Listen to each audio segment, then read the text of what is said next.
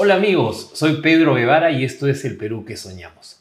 Hoy tenemos a un invitado de lujo, Lucas Gersi, y vamos a hablar sobre la vigencia de las ideas liberales y el contexto del mensaje que le espera a la nación de parte de la presidenta Dina Boluarte.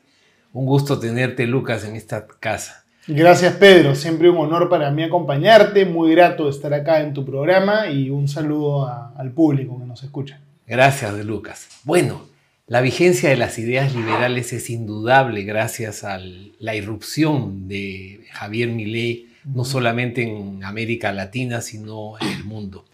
¿Qué piensas tú acerca del futuro de estas ideas en el contexto en el cual tenemos una agenda global y estados supranacionales que pretenden imponerse por encima de la persona humana, o estados nacionalistas que pretenden irrumpir en el poder para justamente aplastar a la iniciativa individual, al ser humano? Bueno, yo pienso que el liberalismo en el Perú y en América Latina, en el mundo en general, está teniendo una especie de renacimiento, ¿no? Hasta hace poco la gente o no sabía lo que era o lo decía de repente con mucha vergüenza, y lo que se decía era que para competir en política tenías que ser pragmático, ¿no? Y ser pragmático significaba ser mercantilista o apuntarte a las ideas de izquierda o ser como una especie de veleta que se cambiaba de acuerdo a los vientos. Y en el Perú estamos teniendo, yo creo, por primera vez en muchos años, una política liberal más clara, una política de derecha más clara. La gente que antes iba con vergüenza, la experiencia del gobierno de Pedro Castillo y de Vizcarra y los problemas que hemos tenido en los últimos años ha hecho que haya mucha más confianza y mucha más claridad, ¿no? En las ideas, pero no en el gobierno, porque hay quienes aducen que este gobierno tiene ideas liberales, lo cual es, por supuesto... No, estoy hablando... La agenda política. Estoy hablando de la agenda política, Exacto. De la opinión de la gente, de las ideas, del discurso. El gobierno es otra cosa, este es un gobierno sin ideología que quedó un poco en el limbo, que para sobrevivir tiene que pactar con unos y con otros, que ha podido convocar ministros seguramente hábiles, algunos de ellos, pero que no da explicaciones claras. No hay dirección. No da explicaciones claras cuando se hacen cuestionamientos de corrupción. Es un gobierno, pues, en una situación débil, pero hay que reconocer el extraordinario trabajo de algunos ministros, especialmente, por ejemplo, el ministro de Relaciones Exteriores. Hay que reconocer las cosas buenas,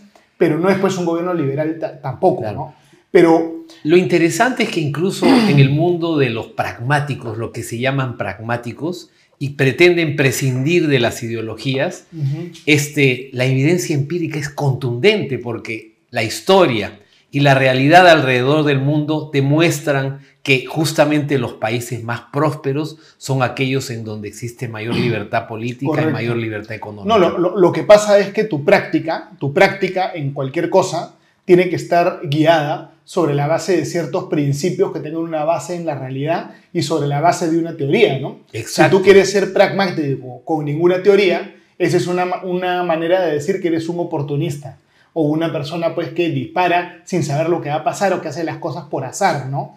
El pragmático sin ideología es simplemente un confundido.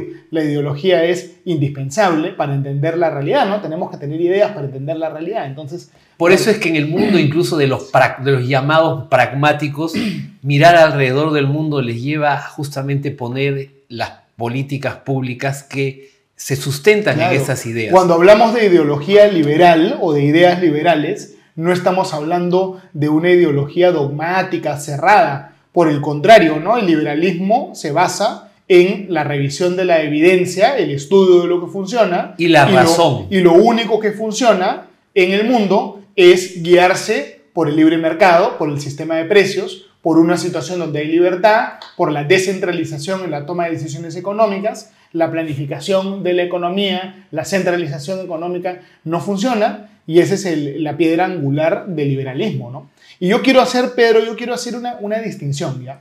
Que para algunas personas va a ser antipática, pero es bien importante hacer esa distinción. Una cosa es el liberalismo clásico y otra cosa son las ideas de la derecha, digamos, conservadora, de la derecha alternativa. Son cosas totalmente distintas. Por ejemplo, las ideas de Javier Milei, por ejemplo, no tienen nada que ver con las ideas que puede tener una persona como Marine Le Pen en Francia, ¿no? O partidos de esa vertiente de la derecha europea. O el mismo Trump.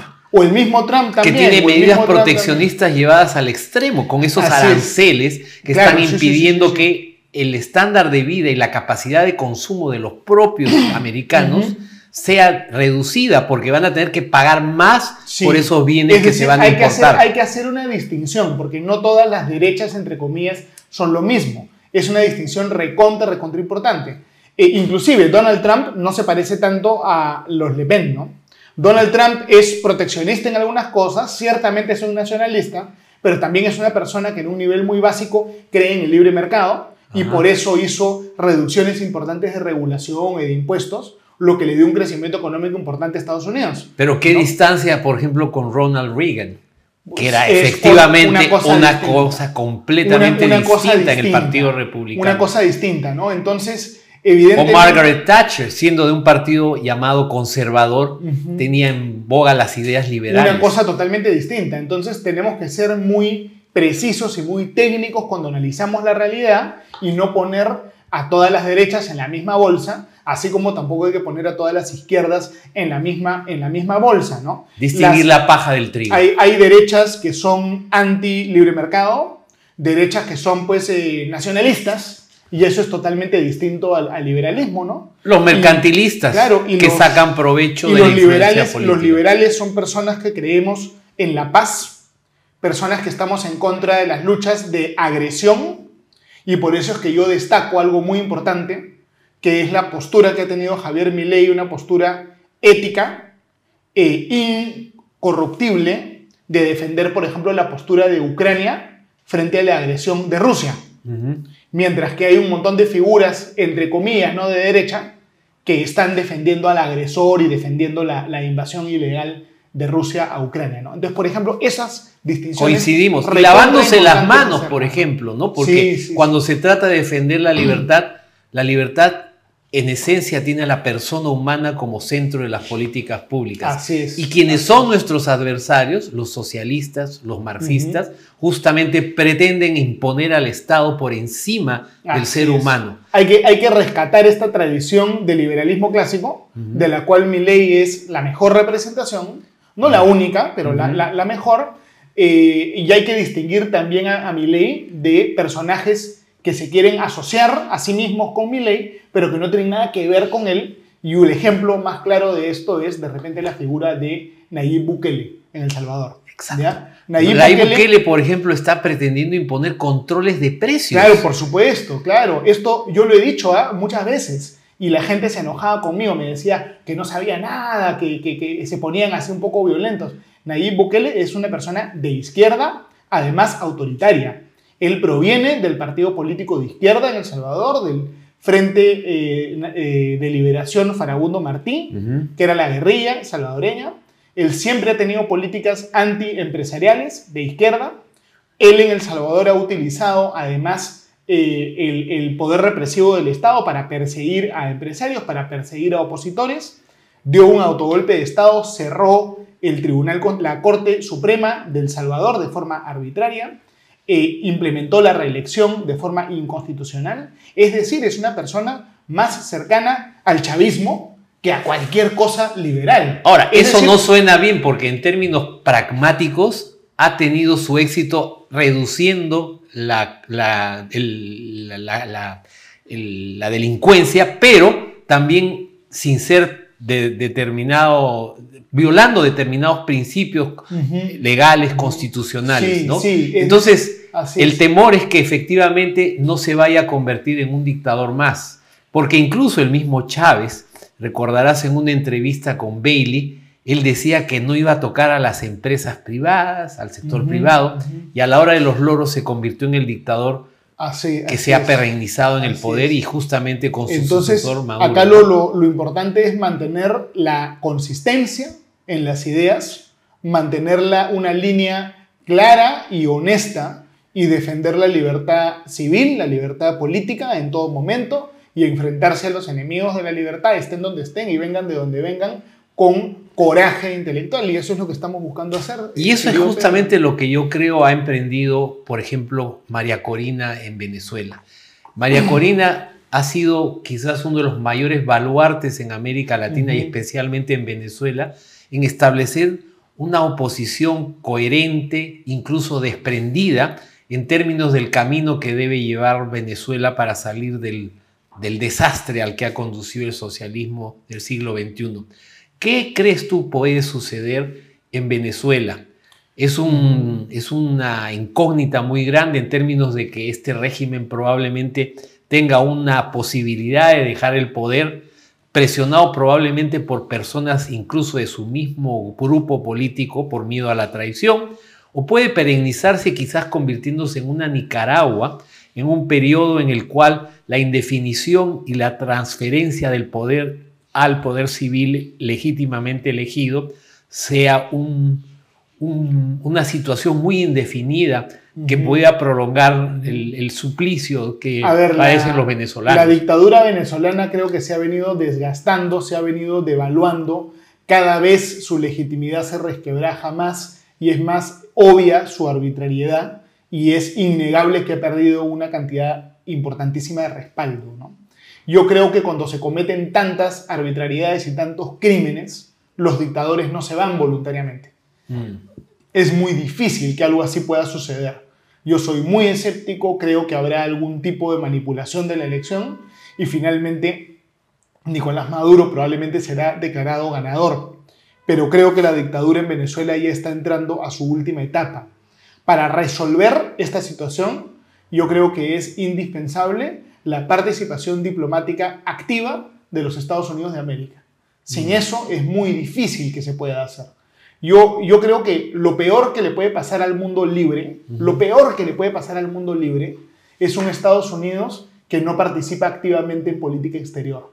A los liberales de América Latina, y mira lo que voy a decir, va a ser controversial, ¿eh? Los liberales de América Latina necesitamos, nos conviene que en Estados Unidos ganen los halcones.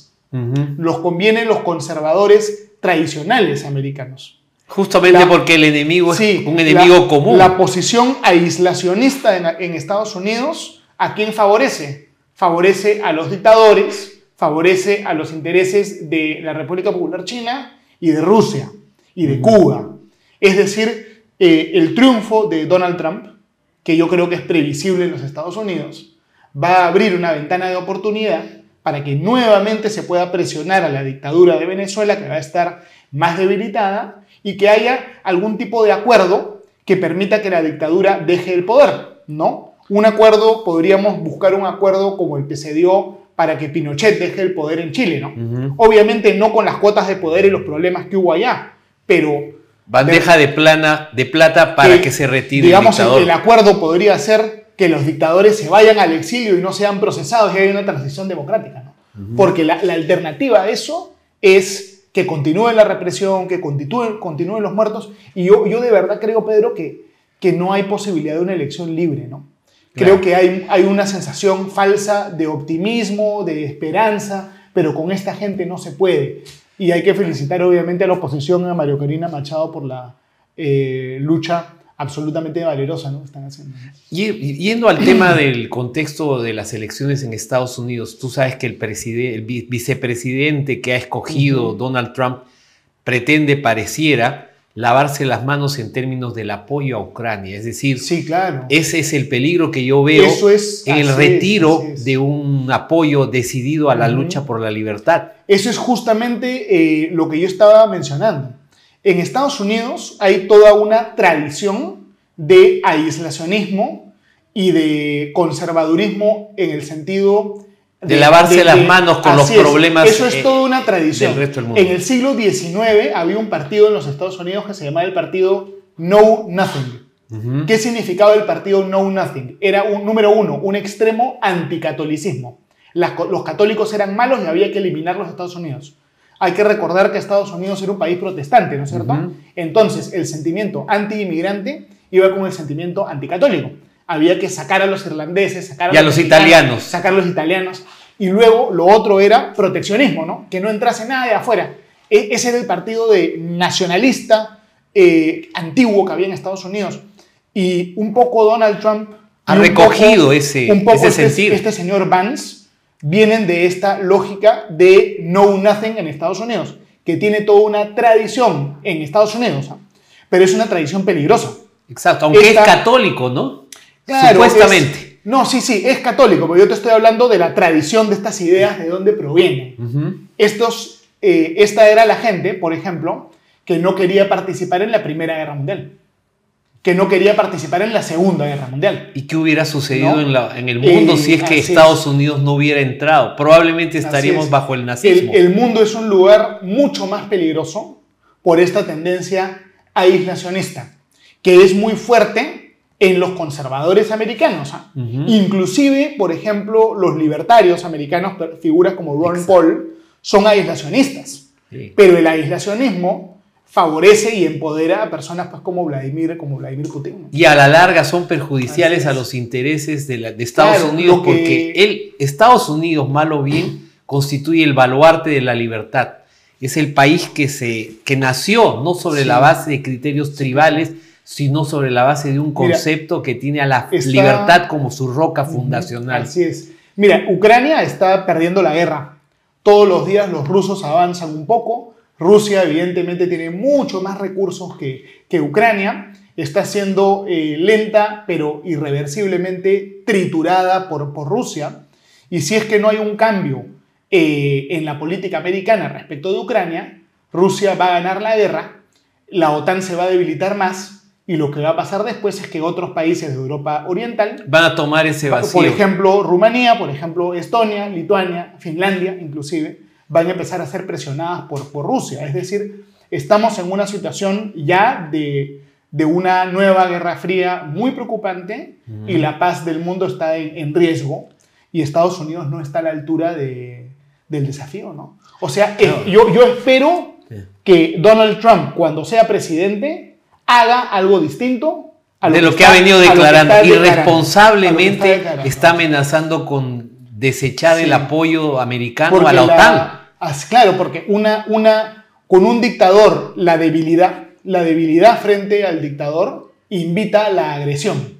La única manera de que no haya agresión es mostrando no debilidad, sino fortaleza. Los Estados Unidos, comprometiendo un poco más de recursos, pueden hacer que Ucrania derrote a Rusia en el campo de batalla. Lo que pasa es que no lo quieren hacer. Claro. Porque el riesgo de una tercera guerra mundial, porque Rusia dice, ¿sabes qué? Si ustedes intervienen más de la cuenta con tropas dentro de mi territorio, así es. Ya... Lo que pasa es que Vladimir Putin también ha sido muy, muy hábil engañando, convenciendo a una parte de la derecha del mundo occidental, ¿no? Hay un montón de gente de partidos de derecha en el mundo occidental que te dice, yo prefiero a Putin porque Putin no le gusta los woke y no le gusta los trans y Putin es lo máximo. Putin no es lo máximo, es un dictador que no respeta la libertad de expresión, que asesina a sus opositores, que ha provocado en los últimos años no una, sino 2 guerras internacionales, también en contra de Georgia. Es una amenaza al mundo libre. Entonces acá el problema es la absoluta falta de perspectiva e inclusive la actitud infantil, ¿ya?, que tiene buena parte de la derecha en el mundo occidental, que no se da cuenta que están siendo instrumentalizados finalmente por el servicio secreto ruso. Acá lo chistoso, lo profundamente irónico, es que el servicio secreto ruso, ¿no es cierto?, ya no solo controla parte de la izquierda del mundo occidental, sino influye hasta en las propias elecciones controla americanas. Parte de la derecha del mundo occidental. Es decir, la KGB está funcionando, la KGB existe, ¿eh?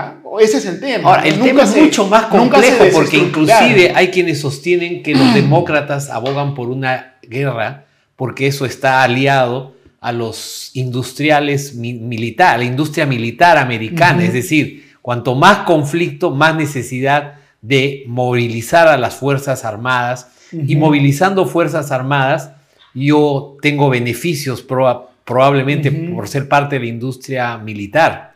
Bueno, puede haber algo de eso en algún momento, puede haber habido algo de eso en algún momento, pero también pues hay muchas teorías de conspiración, ¿no? Claro. Siempre se dijo eso tiene mucho que ver con el antisemitismo, ¿no? Siempre estaban estas teorías de conspiración que no, que hay estos grupos secretos que están con los demócratas. Pero eso es básicamente charlatanería, ¿no? Y si tú fueras americano, sabemos que eres peruano, más peruano que el ceviche, pero ¿por quién votarías ante esta disyuntiva que es tan confusa? Yo definitivamente votaría por Donald Trump sin ser un fanático de Donald Trump, ¿no?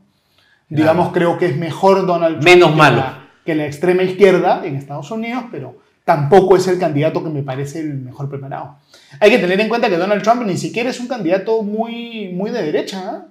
Es un know-nothing, es un nacionalista, claro. Pero Donald Trump, por ejemplo, está a favor del aborto, ¿eh? Ojo, ¿eh? Es decir, ni siquiera es una persona conservadora. Pero ha podido recoger el sentir de quienes están en contra del aborto, supuestamente aliándose con los conservadores. Claro, él vida. Ni siquiera es una persona conservadora. Básicamente es un nacionalista. Es un populista. Es un nacionalista, es un tipo muy inteligente, es un tipo que tiene habilidad. En política exterior trabajó muy bien, trabajó muy bien. Él logró la paz entre Israel y varios países de Medio Oriente. Es decir, tiene la capacidad de negociar y llegar a acuerdos y es un tipo de una habilidad innegable. Él dice y en política económica interna, su política es muy buena. Es decir, no es malo, no es una mala opción, no es una mala opción.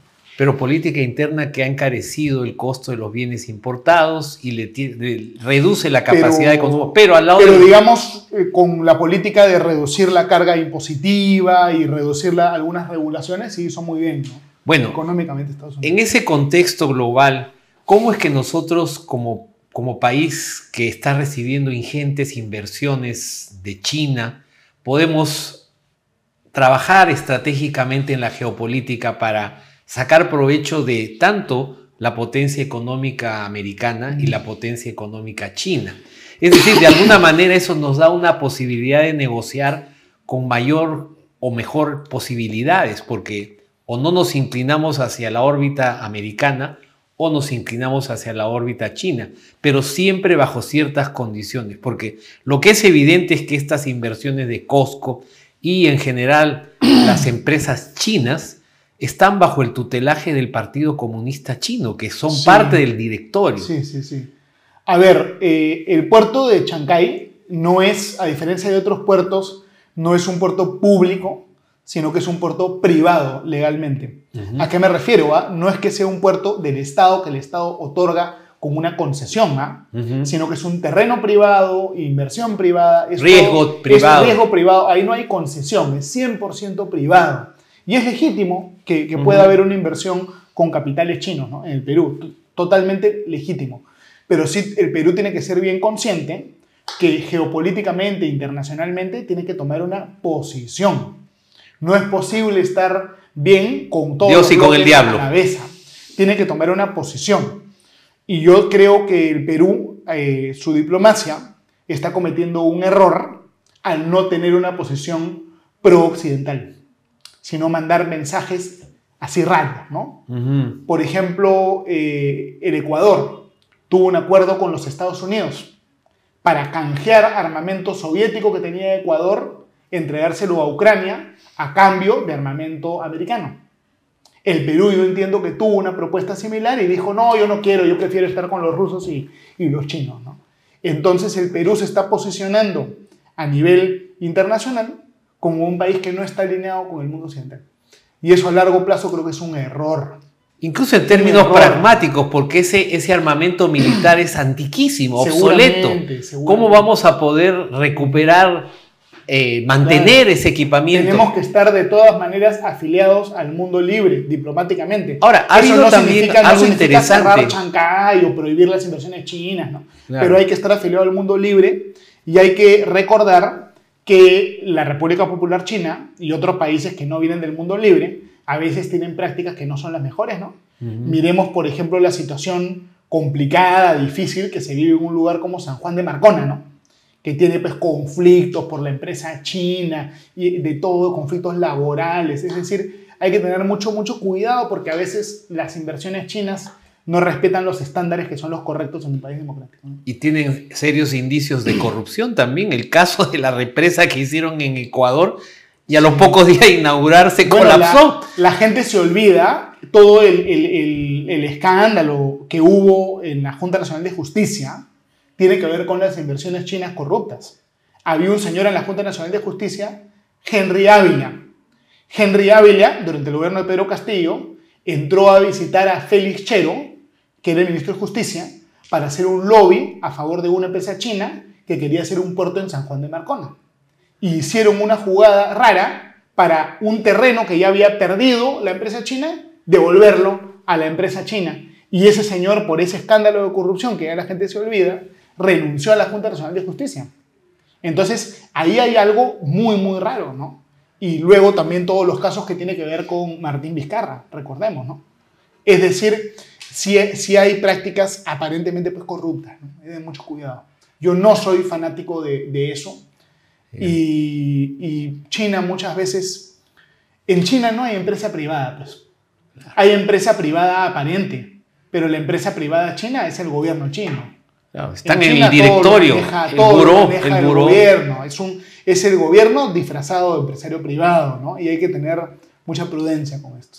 Ahora, cabe hacer a puntualizar el hecho de que, por ejemplo, nos hemos acercado a Corea del Sur en términos de armamento. Es decir, hay una medida, creo, muy oportuna de establecer... Esa es una noticia extraordinaria, me parece. El Perú debería deshacerse de todo esa vinculación todo el militar con soviético debe ser dado de baja, que ha demostrado en la misma guerra con Ucrania que no respondía, porque ese armamento ha demostrado que no era lo que supuestamente se creía, ¿no? Sí, claro. Y esa medida estratégica, yo creo, con el aporte del gobierno de Corea del Sur y las empresas como Hyundai y otras corporaciones de Corea del Sur. Con Francia siempre hemos tenido una vinculación en esa materia, con Italia también, ¿no?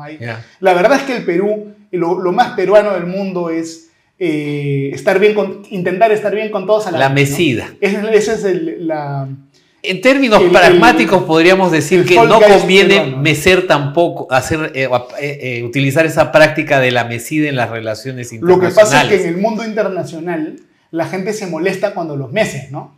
El país es el único país del mundo donde todo el mundo mece a todo el mundo y todo el mundo se mata de risa. Entonces, nuestra política exterior no puede ser estoy bien con todos al mismo tiempo, a la vez y me mato de risa. Esa es una política exterior que no genera confianza y no permite tener alianzas estratégicas con nadie, ¿no? Sí.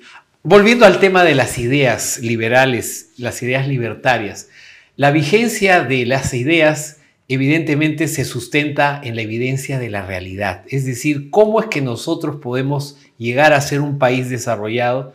Y mirando al mundo encontramos una serie de ejemplos que vienen desde los tigres asiáticos, que hace 50 años eran países pobres y atrasados, y hoy se han abierto al mundo, reduciendo impuestos. El caso de Irlanda, el caso mismo de Argentina, que es justamente un laboratorio muy interesante en términos de lo que se va a convertir Argentina a partir de este nuevo gobierno que ha desterrado de raíz o está pretendiendo desterrar de raíz las raíces, justamente, valga la redundancia, del subdesarrollo y de la opresión de un Estado que impide que la iniciativa privada pueda ser la generadora de riqueza. Afortunadamente en el Perú, el emprendedor encarna justamente ese espíritu detrás de las ideas del libertarismo, del liberalismo. ¿Cómo es que nosotros podemos competir con la narrativa de la izquierda que nos ha vendido la idea de que el socialismo es la solución a muchos de los problemas? Hay varios casos interesantes, ¿no? Un caso que me gusta mucho que tú has mencionado es Irlanda, que pasó de ser probablemente la Bolivia de Europa. Pasó de ser el país más pobre de Europa al país más rico de Europa. Hoy es el país más rico del mundo. Y Irlanda, toda su historia, fueron discriminados, oprimidos, ocupados por Inglaterra, y ahora Irlanda es mucho más rico que Inglaterra, ¿no? Otro caso interesante es Polonia. Polonia ha pasado de ser un país pues, pobre, atrasado, a un país que está al mismo nivel de los países de Europa Occidental y subiendo, además. O sea, esos dos casos son casos muy lindos, muy bonitos de desarrollo, además desarrollo en absoluta y escrupulosa democracia. El caso de los tigres asiáticos Tenía pues su carácter autoritario. Claro, porque lo hicieron en dictadura. Pues. Exacto. Por ejemplo, Singapur hasta hoy es una dictadura. Corea del Sur hoy día es democracia, pero fue dictadura. El mismo caso de Taiwán con el Kuomintang. Claro, Taiwán tuvo dictadura, hoy día también tiene democracia. Es decir, son países que tuvieron un desarrollo en dictadura que continuó en democracia, los tigres asiáticos. Pero se puede hacer desarrollo en democracia, pero por supuesto, como Irlanda, como Polonia. El problema que hay en el Perú es que nosotros todavía no hemos logrado tener un consenso básico. Cuando uno viaja por el Perú, descubre que la gente, en buena proporción, no cree todavía en la democracia. La gente en el Perú cree que tiene que haber un líder mesiánico, que tiene que haber, pues, una dictadura, no funcionan las democracias, que hay que cerrar, hay que meter tanques pues, al Congreso y todo eso. Entonces, la misión número 1, la misión básica, fundamental, es generar conciencia de la necesidad de tener un Estado de Derecho y combatir a todos los proyectos de caudillo que puede haber en el Perú, que hay varios, ¿no? Si nosotros no logramos ese consenso básico a favor de, número 1, democracia, y número 2, economía de mercado, no vamos a tener futuro como país. Esa es la misión básica, construir el consenso alrededor de la democracia. Y es un llamado, ¿no? Un llamado a los empresarios peruanos, a los intelectuales peruanos, que se sumen a esa lucha en defensa de la democracia. Y que entren a la cancha política, ¿no? Porque lamentablemente claro, de espectadores podemos tener a los mejores analistas, al mejor entrenador, pero si no tenemos a los futbolistas que entren a ganar el partido, perdemos por walkover. Y esa ha sido la situación efectivamente. Efectivamente. Digamos, en el Perú, por muchos años y hasta ahora no hay muchas fundaciones que defienden el tema del libre mercado. En Argentina las hay. Y gracias a esas fundaciones es que apareció Javier Milei. En Chile las hay. Entonces, los grandes grupos económicos peruanos deberían tener como prioridad la construcción de fundaciones para defender el libre mercado y la democracia. No, eso es absolutamente básico. En términos de derecha e izquierda, muchos pretenden ubicarse en el centro porque dice que la mayoría políticamente está en el centro. Sin embargo, creo que muchas personas equivocadamente pretenden ubicarse en el centro mezclando sapos y culebras. No en el sentido despectivo, sino personas que no coinciden necesariamente con las ideas. Por ejemplo, yo soy de centro y por eso tengo a gente de izquierda y también tengo gente de derecha. Pero en esa indefinición ideológica programática es que se generan los colapsos de gobiernos, como el gobierno de Toledo, el gobierno del mismo PPK, el gobierno de Humala, donde esa indefinición justamente entre lo que es creer en la libertad política y la libertad económica, y quienes no convergen en ese tipo de ideas, se juntan y a la hora de los loros colapsan. Es más, los llamados caviares, que sin haber sido elegidos para ganar elecciones, han estado ejerciendo el poder en muchos gobiernos de centro, derecha y de izquierda. A ver, la gran crítica que yo le hago a los llamados caviares es que ellos tienen un discurso a favor de la democracia y del Estado de Derecho, pero tienen prácticas contrarias a la democracia y el Estado de Derecho. Al sector caviar no le interesa romper las reglas para poder ganar. Y hay evidencia, ¿no?, de eso, ¿no? Por ejemplo, ONGs reciben financiamiento del Estado. Estas ONGs dan becas, dan cursos, dan premios a jueces y fiscales y al mismo tiempo presentan demandas que resuelven esos mismos jueces y fiscales. ¿No? Ahí está el conflicto de interés, por todos lados, ¿no? Luego, cosas así que están en el margen, cosas que ya son golpe, ¿no? El rasero con que juzgan a unos y a otros. Así es decir, podemos tener discrepancias de fondo, pero las discrepancias de fondo tienen que dilucidarse dentro de las reglas de juego de la democracia. No con golpes de Estado, ni con conflictos de interés, ni doblando, pues quebrando las reglas, ¿no? Ese es el tema, un llamado, no se puede jugar de esa forma. Sobre el tema del centro, ¿no? Un político para triunfar, tiene que contar una historia que tiene un contenido emocional y que tiene un contenido de valores, principios, porque eso es lo único que puede inspirar a las personas. Una persona que quiere estar bien con todo el mundo y que es, entre comillas, tibio, nunca gana. Los tibios nunca ganan. Porque las historias contadas por los tibios son historias aburridas. Lo que se requiere es alguien que pueda contar una historia creíble, emocionante. Una historia como las que contaba Fernando Belaúnde Terry, ¿no? O como las que contaba Alan García, Víctor Raúl de la Torre. Se requiere gente que pueda contar historias que emocionen a la población. Y que sean coherentes. ¿No? La izquierda, con toda su falta de compromiso democrático, tiene historias profundamente emocionales, ¿no? Pedro Castillo contó una historia a los peruanos, por eso es que ganó. Entonces, en el lado de la derecha tiene que haber capacidad de contar historias así. Uno no gana elecciones haciendo promesas que yo te voy a apoyar aquí, yo te voy a apoyar allá. Uno no gana las elecciones de manera transaccional. Con amiguismos. Así no funciona, no es transaccional. Uno gana inspirando a las personas. Y ese es el desafío que van a tener los candidatos de derecha en el Perú, ¿no? Poder contar una historia que movilice a la población. En la historia del Perú han habido extraordinarios ministros de economía como Pedro Beltrán. Sí, claro. Lamentablemente, la historia no ha recogido lo que estaba detrás de esas ideas que trajeron prosperidad y bienestar. Redujo el déficit fiscal de la noche a la mañana. Incluso el presidente que lo convocó a don Pedro Beltrán, ante las críticas de Pedro Beltrán en la prensa, dijo, a ver, pues, ven acá a hacerte cargo del Premierato y el Ministerio de Economía.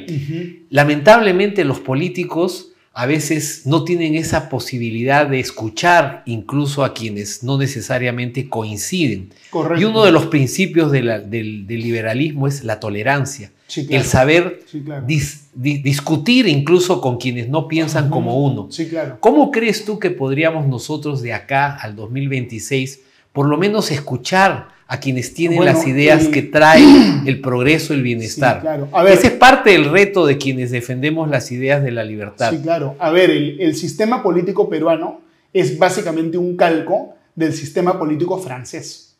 En el Perú no gobierna el presidente. El presidente no es que gana por 4.000 votos y hace lo que le da la gana porque es el rey. Así no funciona. Qué interesante, ¿ya? Porque nosotros tenemos un sistema presidencialista. No, ese es justo el tema. El Perú no tiene un sistema presidencialista. El Perú tiene el semipresidencialismo francés. Entonces, por ejemplo, en Francia y en el Perú, los ministros dependen del presidente, pero también dependen del Congreso. Por eso es que el Congreso puede censurar ministros. Por esa razón, si el presidente no tiene mayoría parlamentaria, de manera obligatoria, el gobierno tiene que ser un gobierno de coalición. Y por eso es que cuando en Francia el presidente no tiene mayoría en el Parlamento, el primer ministro es una figura de oposición. Eso se llama la cohabitación. Claro. Por ejemplo, Pedro Pablo Kuczynski ganó la presidencia, pero no tenía la mayoría parlamentaria. ¿Quién tenía la mayoría parlamentaria? Fuerza Popular. Pedro Pablo Kuczynski tenía el deber, tenía la responsabilidad de hacer una coalición y alguien de Fuerza Popular debió haber sido primer ministro. Miki Torres debe haber sido primer ministro. O de repente Luis Galarreta debe haber sido primer ministro. Entonces el problema que tiene el Perú es que nosotros no nos damos cuenta que el Perú no es presidencialista. Es semipresidencialista. Y sí o sí tiene que darse esta lógica de coalición. Y eso es bueno. Es una fortaleza ser semipresidencialista. Porque en los gobiernos presidencialistas, el presidente que gana por 4.000 votos, 5.000 votos, ya es Dios, ya hace lo que le da la gana. El Perú no es así. En el Perú tenemos censura, tenemos cuestión de confianza, tenemos vacancia. Esas son figuras que vienen del parlamentarismo. Tenemos que asumir nuestra identidad constitucional. En el Perú, el primer poder del Estado es el Congreso. En el Perú, el presidente no gobierna. Mira lo que te voy a decir. El presidente en el Perú no gobierna. ¿Quién gobierna en el Perú? El gabinete. Por eso es que los actos del presidente son nulos. Refrendados. Exacto, son nulos si no hay refrendo ministerial. ¿Y el gabinete de quién depende? Del presidente y del Congreso. Sería quizás mejor algunos optar por un régimen parlamentarista. Hay quienes sostienen que eso debería ser para no ser este híbrido en el cual nos entrampamos. Bueno, el híbrido yo creo que funciona bastante bien en Francia. Y yo creo que al Perú este híbrido le da cierta estabilidad, cierta fortaleza. Institucional. Si nosotros no tuviésemos este sistema híbrido, el golpe de Estado de Pedro Castillo, por ejemplo, hubiera funcionado. Si no tuviésemos el híbrido, no lo hubiéramos podido sacar a Martín Vizcarra. El híbrido nos da también fuerza, nos da flexibilidad, es un buen sistema. Para que funcione, el problema del Perú es que tiene el sistema de Francia copiado de manera incompleta. En Francia, ¿cómo funciona? En Francia, tú tienes un sistema uninominal. Para escoger a los parlamentarios, tú no escoges parlamentarios, 31 congresistas por país. Acá deberíamos hacer de una vez eso. Partes París en pedacitos, partes Francia en pedacitos, un congresista por cada pedacito. Para que haya un seguimiento de mi parlamentario. Y además, con segunda vuelta. En Francia hay segunda vuelta no solo para escoger al presidente, sino para escoger a los congresistas. Tú tienes que tener 50% más uno. Ahí ya facilitas el camino para la estabilidad. Así es. Perú debería, así como copió el sistema constitucional de Francia, Perú debería copiar el sistema electoral de Francia. Y eso se puede hacer de acá hasta el 2026, ¿no es habría cierto? que hacer. Si el Perú copia el sistema electoral de Francia, tendríamos, en vez de 20 partidos, 30 partidos, tendríamos 4 o 5 partidos máximo. Y seríamos un país estable y podríamos construir el sistema, el desarrollo de nuestro país. Y puede hacerse de acá al 2026. Habría que hacerlo. Ya se ha presentado, ¿no? Adriana Tudela ha presentado proyectos en este sentido. De hace muchos años se habla. Lo que pasa es que no se quiere, no le da la gana a los políticos hacer la reforma electoral. La reforma electoral es la principal reforma. Si no hay reforma electoral, vamos a seguir cada elección jugándonos el cuello. Con estos entrampamientos entre el Ejecutivo y el Legislativo. Y con la posibilidad de los caudillos y los outsiders que aparecen de la nada, ¿no? Sin reforma electoral no hay consolidación de la democracia en el Perú. El problema del Perú es el sistema electoral, es lo fundamental. Interesantísima la discusión, Lucas. Tenemos que terminar. Claro que sí. Espero tenerte pronto en el programa nuevamente. Gracias. ¡Viva la libertad! ¡Viva la libertad! ¡Viva el Perú! Un honor estar acá contigo. Gracias, Lucas.